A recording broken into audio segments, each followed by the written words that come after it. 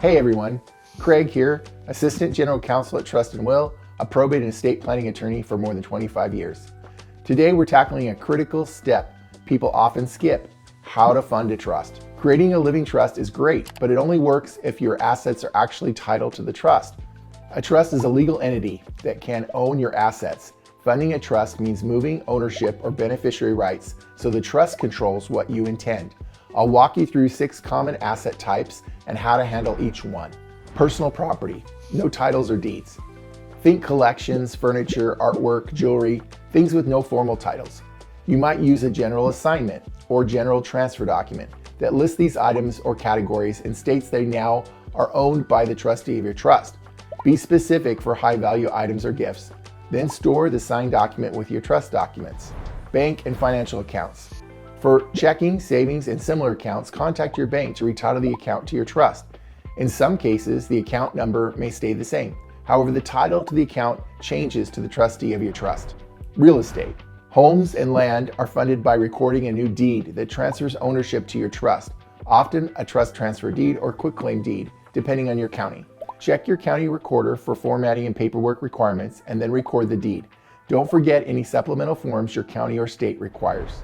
Business interest. This depends on your structure, LLC or partnership. These typically require an assignment of interest into your trust. Corporations. Complete an assignment of stock, have the corporate secretary update the ledger, and issue a new certificate to the trust.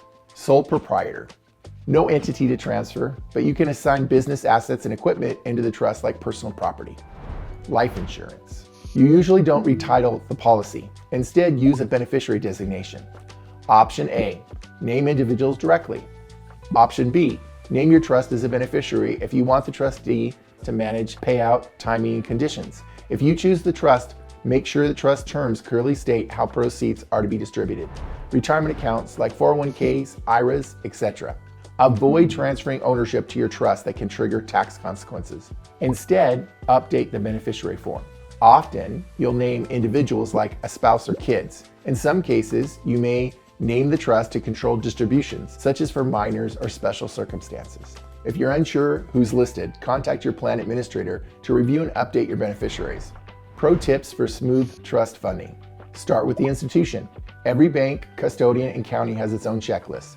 Ask for it first. Match names exactly. The trust's legal name and trustee names should match what's on your documents. Track everything. Keep copies of deeds, assignments, confirmations, and beneficiary forms with your trust. Revisit after life changes. New house, new accounts, marriage, divorce, or new baby. Update funding so nothing gets left outside the trust. Why this matters.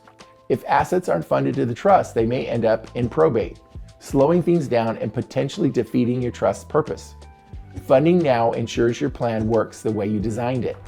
When you complete your trust with Trust & Will, you'll receive a step-by-step trust funding guide with state-specific tips and checklists. And our team is here if you get stuck. Visit trustandwill.com to start creating or funding your trust. Which asset type felt most confusing? Real estate, bank accounts, or retirement? Drop your question in the comments. If this was helpful, please like, share, and subscribe for more estate planning tips. Trust and Will.